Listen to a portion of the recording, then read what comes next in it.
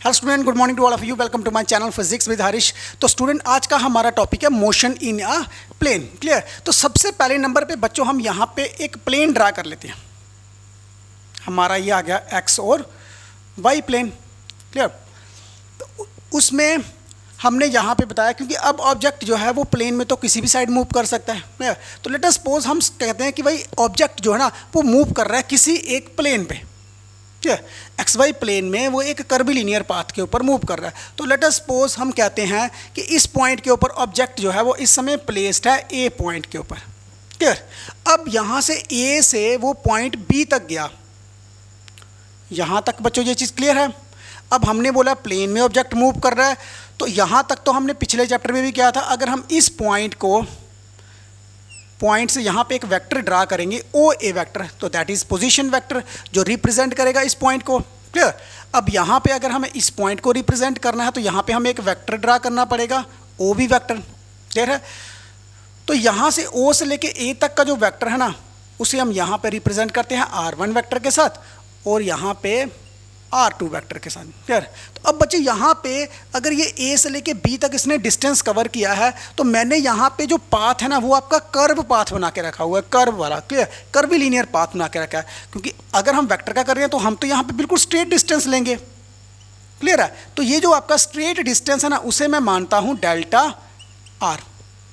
अगर तो ये डिस्टेंस आपका स्ट्रेट होता तो तब मैं triangle law of vector addition जो है वो लगा सकता था। क्लियर? तो पिछले चैप्टर में भी हमने यही किया था कि triangle law of vector addition जब हम लगाएंगे तो यहाँ पे हमारे पास जो डेल्टा आर आएगा ना वो आपके पास क्या आएगा, R2 vector minus R1 vector. तो बच्चों ये चीज़ तो हमने पिछले चैप्टर में निकाली हुई है। क्लियर? अब यहाँ पे जो मेन पॉइंट आ रहा है वो आ रहा है आपके पास मोशन इन ए प्लेन। मतलब ऑब्जेक्ट जो है वो प्लेन में तो मूव कर रहा है। अब हमने उसकी मोशन को देखना है पहले कि अगर तो उसकी मोशन यूनिफॉर्म वेलोसिटी में आ रही है। यूनिफॉर्म वेलोसिटी में मीन्स कि ऑब्जेक्ट जो है ना वो इक्वल डिस्टेंस कवर कर रहा है इक्वल इंटरवल ऑफ टाइम में। क्लियर? ओके। तो दूसरे केस में हमारे पास क्या होगा कि ऑब्जेक्ट जो है ना वो यूनिफॉर्म एक्सेलरेशन में होगा। ऑब्जेक्ट जो है इक्वल वेलोसिटी होगी in equal interval of time में। ठीक? अच्छा, अब यहाँ पे सबसे पहला पार्ट हम डिस्कस करते हैं कि ऑब्जेक्ट जो है वो यूनिफॉर्म वेलोसिटी में है। तो अब बच्चों यहाँ पे यूनिफॉर्म वेलोसिटी में क्या है, पहले इस चीज़ को हम समझते हैं कि लेट अस सपोज दैट कि ऑब्जेक्ट जो है वो इस ए पॉइंट से बी पॉइंट तक जब वो गया ना तब उसकी वेलोसिटी थी 5। अब जब ये बी से सी तक जाएगा तब भी उसकी वेलोसिटी क्या है, 5 है। मीन्स कि 5 मीटर पर सेकंड की वेलोसिटी के साथ वो पहले भी चला, उसके नेक्स्ट सेकंड में वो 5 मीटर पर सेकंड के साथ वो वेलोसिटी चल रही है। क्लियर? तो इस केस में अगर हम यहाँ पे एक्सेलरेशन निकालेंगे तो final velocity minus initial velocity, तो आपकी एक्सेलरेशन क्या हो जाएगी, 0 हो जाएगी। तो बच्चों यहाँ पे एक चीज़ हमें क्लियर हो गया है कि अगर आपका ऑब्जेक्ट जो है वो यूनिफॉर्म वेलोसिटी में होता है तो उस केस में हमारा एक्सेलरेशन जो है वो क्या रहेगा, 0 रहेगा। क्लियर? ओके। अच्छा, अब बच्चों यहाँ पे जो मेन प्रॉब्लम आएगी ना आगे जाके वो है कि आपका ऑब्जेक्ट जो है ना वो कर्वीलिनियर पाथ में है। क्लियर? कर्वीलिनियर पाथ मीन्स कि ये देखो यहाँ से हमने तो एक स्ट्रेट डिस्टेंस कवर कर दिया। क्लियर? स्ट्रेट डिस्टेंस हमने यहाँ पे बता दिया।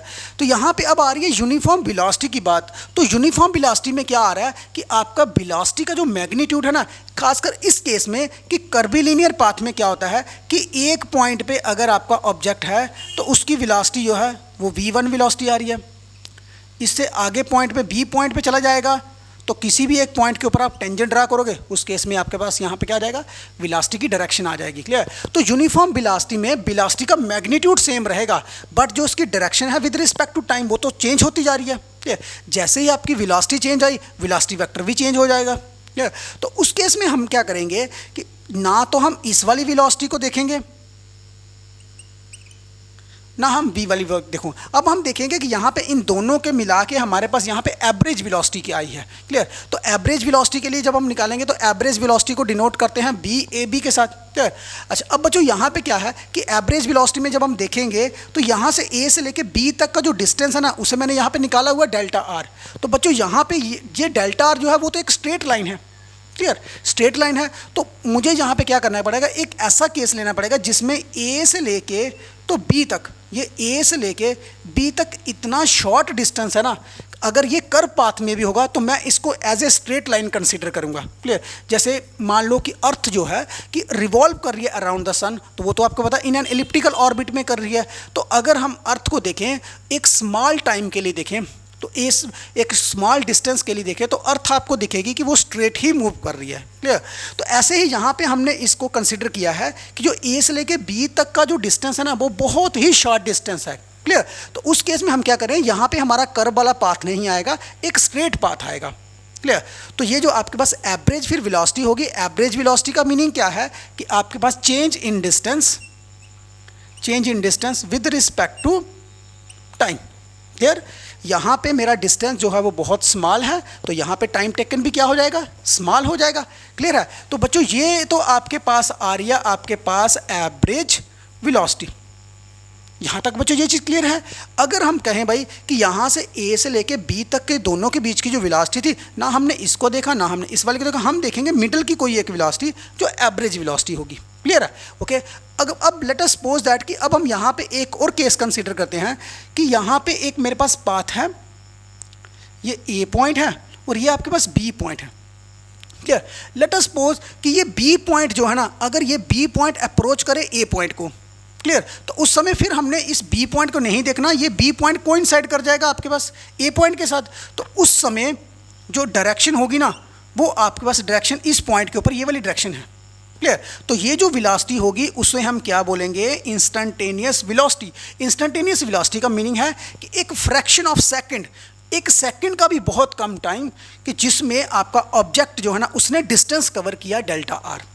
क्लियर? और टाइम जो है वो अब उससे भी ज़्यादा कम है। इट मीन्स दैट कि अगर मैं यहाँ पे इसको आगे फर्दर लिखूँ तो मैं यहाँ पे लिखूँगा limit delta t approaches to zero delta r upon delta t. अब बच्चों यहाँ पे इसको इस तरह से देखो कि आपका जो ऑब्जेक्ट है ना उसने डेल्टा डिस्टेंस जो है डेल्टा आर डिस्टेंस कवर किया और टाइम इंटरवल कितना था आपका, डेल्टा टी। लेकिन ये डेल्टा टी टाइम आपका इतना कम टाइम है कि यहाँ पे आप बोल सकते हो कि 0.0002 सेकंड का टाइम है। ये टाइम जो है वो अप्रोच कर रहा है ज़ीरो को, बट वे ज़ीरो नहीं है। क्लियर? तो इतने टाइम के ऊपर ऑब्जेक्ट जो डिस्टेंस कवर करेगा वो बहुत कम डिस्टेंस कवर करेगा। क्लियर? तो उस पॉइंट के ऊपर आपके पास एक ही वेलोसिटी होगी, that velocity is known as instantaneous velocity. Clear है? उस समय बॉडी के पास जो वेलोसिटी होगी वो क्या होगी, velocity at any instant of time, that is instantaneous velocity. तो बच्चों यहाँ पे ये चीज़ क्लियर है कि जब आपका ऑब्जेक्ट जो है, जब आपका ऑब्जेक्ट यूनिफॉर्म वेलोसिटी में होगा एक्सेलरेशन आपकी ज़ीरो रहेगी। क्लियर है? ओके। तो यहाँ पे तो अब आपके पास ये चीज़ क्लियर है कि जब भी हम लिमिट को अप्लाई करेंगे उसके बाद तो फिर ये पोर्शन आपका क्या बन जाएगा, D R upon d T. यहाँ तक तो ये चीज़ क्लियर हो गई होगी बच्चों। अब क्या हो रहा है कि यहाँ पे मैंने बोला कि टाइम आपका बहुत ज़्यादा कम है, तो जब हम लिमिट को अप्लाई करते हैं तो फिर ये बन गया आपका derivative of r with respect to t, मतलब डिस्टेंस चेंज हो रहा है, change of distance with respect to time. Clear है? अच्छा, अब बच्चों आपने इससे पहले तो आपने टॉपिक किया था कोई, जब भी हमारा कोई वेक्टर जो है ना वो प्लेन में हो, मैं यहाँ पर लिख देता हूँ कि अगर आपका कोई भी वेक्टर जो है वो प्लेन में होता है, इस पॉइंट के ऊपर है इस समय ए पॉइंट के ऊपर, तो यहाँ पे मेरे पास क्या है, आर वेक्टर। तो अब ये जो आर वेक्टर है वो एक्स वाली साइड भी होगा, तो इट मीन्स उसका जो एक्स वाली साइड का डिस्टेंस होगा वो कौन सा होगा, एक्स, और डायरेक्शन कौन सी होगी, आई कैप। वाई वाली साइड क्या होगा आपका यहाँ पे, वाई डिस्टेंस और जे कैप। तो अब मैं यहाँ पे लिख सकता हूँ कि मेरा आर वेक्टर जो है वो क्या आएगा आपके पास, एक्स आई कैप और वाई जे कैप। यहाँ तक तो बच्चों ये चीज़ क्लियर है। अब अगर बच्चों मैं यहाँ पे इसी वैल्यू को मैं यहाँ पे पुट कर दूँ तो यहाँ पे देखो डिफरेंशिएशंस, अब आर की वैल्यू अगर आप पुट करते हो तो एक्स आई प्लस वाई जे कैप। यहाँ तक क्लियर है बच्चों। अब मैं डिफरेंशिएशन को यहाँ पे जब डी टी को यूज करूँगा तो ये मेरे पास क्या आएगा, d x upon d t i cap plus d y upon d t j cap. यहाँ तक तो बच्चों ये चीज़ क्लियर है, क्योंकि डिफरेंशिएशन के टॉपिक में हमने ये चीज़ क्लियर हुई है। डिफरेंशिएशन आपको ज़रूरी है, क्योंकि डिफरेंशिएशन जो है वो 11th में भी आएगी, 12th में भी आएगा, मैथमेटिक्स में भी है और फिजिक्स में भी है। क्लियर? डिफरेंशिएशन के टॉपिक जितनी जल्दी आपको कंसेप्ट क्लियर होंगे उतनी ही ज़्यादा जो है वो अच्छा आपकी फिजिक्स के ऊपर कमांड बन जाएगी। तो बच्चों ये चीज़ क्लियर है यहाँ तक। अब बच्चों यहाँ पर आपको एक चीज़ नोट यहाँ पर देखो कि क्या हो रहा है, यहाँ पर डिस्टेंस चेंज हो रहा है, एक्स वाली side with respect to time के साथ। तो ये क्या आपके पास displacement with respect to time, तो अब ये हमारे पास क्या आ जाएगी, वेलोसिटी नहीं बन जाएगी ये हमारे पास अलोंग एक्स एक्सिस। और ये आपके पास क्या आ रहा है, डिस्टेंस कवर हो रहा है वाई वाली side with respect to time, तो ये आपके पास क्या आएगा, जे कैप। क्लियर है। अब बच्चों अब मैं यहाँ पे इसको लिख सकता हूँ, इंस्टेंटेनियस क्या है, at a fraction of second. At a fraction of second के बीच में एक पर्टिकुलर पार्टिकल के पास एक क्या होती है, वेलोसिटी होती है। तो अब उसे मैं इंस्टेंटेनियस वेलोसिटी लिखूँ तो जहाँ मैं एक सिंपल वेलोसिटी लिखूँ, बात तो एक है भाई। तो वेलोसिटी मेरे पास अब क्या आ रही है, v x i cap plus v y j cap. तो यहाँ ये तो क्लियर है बच्चों, ये है कहानी आपकी सारी की सारी यूनिफॉर्म वेलोसिटी की, कि जब आपका ऑब्जेक्ट जो है वो प्लेन में मूव कर रहा है, कर्विलिनियर पाथ के ऊपर है, और ऑब्जेक्ट की वेलोसिटी है यूनिफॉर्म वेलोसिटी। क्लियर है। अच्छा अब बच्चों चलते हैं यहाँ पे नेक्स्ट यूनिफॉर्म एक्सेलरेशन में। क्लियर। अब बच्चों इस चीज़ को आपने बड़ी अच्छी तरह से ध्यान से समझना है। क्लियर है, क्योंकि यहाँ पे अब जो पॉइंट्स जो है ना वो थोड़े डबल करके पॉइंट आएंगे। डबल इन द सेंस कि मतलब एक्सेलरेशन को जब आप देखोगे ना तो यहाँ पे एक्सेलरेशन जो है उसके भी आगे कंपोनेंट्स बनेंगे। अब यहाँ पे देखो मैंने बोला कि यूनिफॉर्म एक्सेलरेशन है, तो यूनिफॉर्म एक्सेलरेशन को सबसे पहले नंबर पे समझो कि लेट अस सपोज कि ऑब्जेक्ट जो है ना फर्स्ट टाइम पहले सेकंड में उसकी वेलोसिटी कितनी थी, 2 मीटर। क्लियर है। तो 2 मीटर के बाद अब नेक्स्ट देखो, नेक्स्ट उसकी जो वेलोसिटी आ रही है वो 2 से 4 पे, 4 के बाद 6 पे, 6 के बाद वो 8 पे ऊपर जा रही है। क्लियर। फर्स्ट सेकंड उसकी वेलोसिटी थी 2, 4 मीटर पर सेकंड, नेक्स्ट सेकंड में 6 मीटर पर सेकंड। क्लियर है। अगर मैं बच्चों यहाँ पे एक्सेलरेशन निकालूँ तो एक्सेलरेशन का फॉर्मूला क्या है, rate of change of velocity with respect to time. Means कि वेलोसिटी चेंज हो रही है विद रिस्पेक्ट टू टाइम, तो उसे हम क्या बोलेंगे, एक्सेलरेशन बोलेंगे। क्लियर। तो अगर मैं यहाँ से देखूँ तो मेरे पास जो एक्सेलरेशन निकलेगी वो आपके पास क्या आ रही है, फाइनल माइनस इनिशियल। तो क्या आएगा, 4 - 2 डिवाइडेड बाय 1। तो आपके पास यहाँ पे वैल्यू कितनी आ रही है, 2 आ रही है। तो मतलब इस केस में जो आपके पास एक्सेलरेशन आएगी वो कितनी आएगी, 2। तो नेक्स्ट वाले केस में भी आपका क्या आएगा आंसर, 2 ही आएगा। तो यहाँ पे बच्चों अब आप देख रहे होगे कि आपके पास ए की वैल्यू कितनी आ रही है, 2 आ रही है। क्लियर। ओके। अच्छा अब हम एक केस और लेते हैं कि लेट अस सपोज कि आपका ऑब्जेक्ट जो है ना वो इस समय 10 की स्पीड से चल रहा है। क्लियर।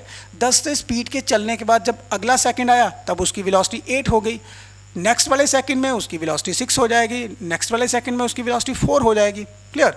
अच्छा अब अगर मैं यहाँ से एक्सेलरेशन निकालूँ तो एक्सेलरेशन का फॉर्मूला क्या है, rate of change of velocity, means कि final velocity minus initial velocity.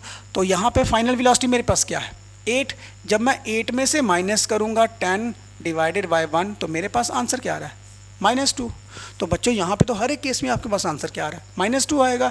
अब यहाँ पे हमें एक चीज़ क्लियर हो गई है कि आपके पास जो ए है ना, ए आपका पॉजिटिव भी हो सकता है और ए अब आपका नेगेटिव भी हो सकता है। क्लियर। ओके। अच्छा अब बच्चों जब आपका ए की वैल्यू पॉजिटिव होगी उस केस में ऑब्जेक्ट की वेलोसिटी जो है वो क्या होती जाएगी, इंक्रीज होती जाएगी। क्लियर।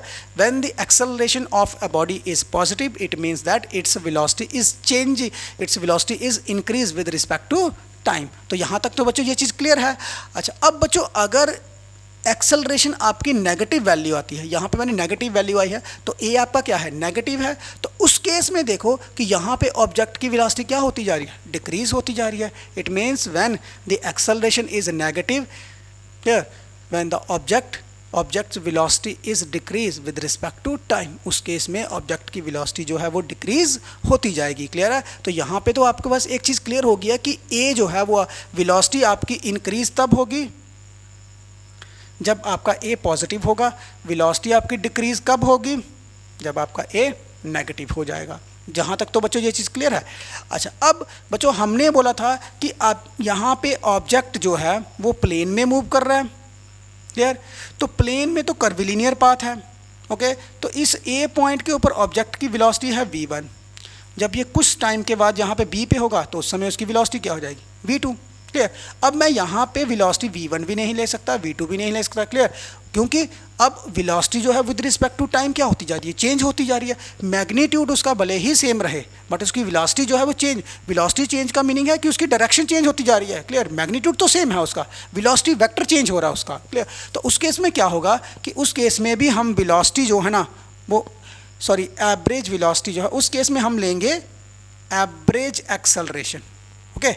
क्या लेंगे हम, एवरेज एक्सेलरेशन। तो एवरेज एक्सेलरेशन क्या आएगी आपके पास, final velocity minus initial velocity divided by t2 minus t1।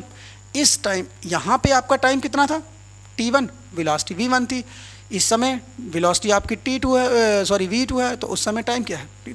तो एक्सेलरेशन का फॉर्मूला क्या आपके पास आया, एक्सेलरेशन का फॉर्मूला आपके पास यहाँ पे v2 माइनस v1 अपान t2 माइनस t2। तो यहाँ तक तो बच्चों ये चीज़ क्लियर है, इतनी कहानी तो आपको समझ आ गई होगी। अच्छा, अब बच्चों यहाँ पे क्या है कि यहाँ पे अगर मैं इस चीज़ को लिख दूँ भाई, क्योंकि ये जो वेलोसिटी है ना, इन दोनों वेलोसिटीज़ के बीच का डिफरेंस जो है ना वो बहुत कम डिस्टेंस है, तो उसको मैं क्या लिख दूँगा, डेल्टा वी। तो यहाँ पे इन दोनों के बीच का टाइम कितना है, टाइम बहुत कम है, तो उसे मैं क्या लिख दूँगा, डेल्टा टी। क्लियर। तो ये मेरे पास आ गई एवरेज वेलोसिटी। क्लियर, क्योंकि हर सेकंड के बाद उसकी वेलोसिटी का वेक्टर जो है वो चेंज होता जा रहा है। तो उस केस में मैं क्या करूँगा कि मेरे पास जो एवरेज एक्सेलरेशन आएगा ना वो आएगा आपके पास delta v upon delta t. तो यहाँ तक तो बच्चों ये चीज़ क्लियर हो गया। अच्छा, अब लेट अस सपोज दैट कि मैं कहता हूँ कि ये टाइम मेरे पास इतना कम टाइम है कि ये अप्रोच कर रहा है ज़ीरो को। क्लियर। अगर मैं अब इसी चीज़ को लिख दूँ, limit delta t approaches to zero, तो आपके पास यहाँ पे delta v upon delta t आ गया। क्लियर। अब यहाँ पे जो ऑब्जेक्ट यहाँ पे पहुँचा था, अब इसी पॉइंट को अगर मैं अप्रोच कर दूँ इस पॉइंट तक, यहाँ पे देखो इस चीज़ को, ये पॉइंट जो है वो बी पॉइंट के ऊपर जो वेलोसिटी थी वही अब आपके पास पॉइंट यहाँ पे ए के ऊपर आ रही है। तो उस समय ऑब्जेक्ट के पास जो एक्सेलरेशन होगा ना उसे हम क्या बोलेंगे, इंस्टेंटेनियस एक्सेलरेशन। मतलब कि किसी एक पॉइंट के ऊपर उस ऑब्जेक्ट के पास एक एक्सेलरेशन होगा। क्लियर। और फ्रैक्शन ऑफ टाइम लिया हमने। क्लियर। एक सेकंड का भी बहुत कम हिस्सा। क्लियर। जो मैंने आपको बताया था कि टाइम जो है वो आपका अप्रोच करेगा ज़ीरो को, बट वो ज़ीरो नहीं होगा। क्लियर। तो उस केस में ऑब्जेक्ट के पास एक ही वेलोसिटी होगी। क्लियर है। ओके। तो अब अगर आप यहाँ पे आप लिमिट को अप्लाई करोगे तो आपके पास जो इंस्टेंटेनियस वेलोसिटी आएगी वो आपके पास क्या आ जाएगा, यहाँ पे d v vector upon d t. तो बच्चों ये चीज़ क्लियर है। Change in velocity with respect to time, that is instantaneous acceleration. अच्छा, अब बच्चों अब यहाँ पे v वेक्टर को देखो, अगर आपका v वेक्टर प्लेन में है तो उसे हमने यहाँ से पहले से ही डिफाइन कर दिया कि इसके पास कितने यहाँ पे क्या हो जाएगा आपके पास v x i cap plus v y j cap. अब इस वैल्यू को आप यहाँ पे पुट कर दो तो आपके पास क्या आ जाएगा, यहाँ पे d upon d t v x i cap v y j cap. यहाँ तक क्लियर है बच्चों। अच्छा, अब देखो, अब जब मैं यहाँ पे डी बाई डी टी को यहाँ पे इसके साथ मल्टीप्लाई करूँगा तो मेरे पास क्या आएगा, change of velocity with respect to time along x axis. तो उसको हम क्या लिखेंगे यहाँ पे, a x i cap plus a j cap. Clear है बच्चों। यहाँ पे अब आपके पास एक कंक्लूजन निकला है कि अगर आपके ऑब्जेक्ट यूनिफॉर्म वेलोसिटी में होगा तो वेलोसिटी के रेक्टेंगुलर कंपोनेंट बनेंगे। क्लियर है। ओके। तो अगर आपका ऑब्जेक्ट जो है वो यूनिफॉर्म एक्सेलरेशन में है तो उस केस में आपके एक्सेलरेशन के कंपोनेंट बनेंगे। तो बच्चों यहाँ तक ये चीज़ क्लियर होगी। ओके।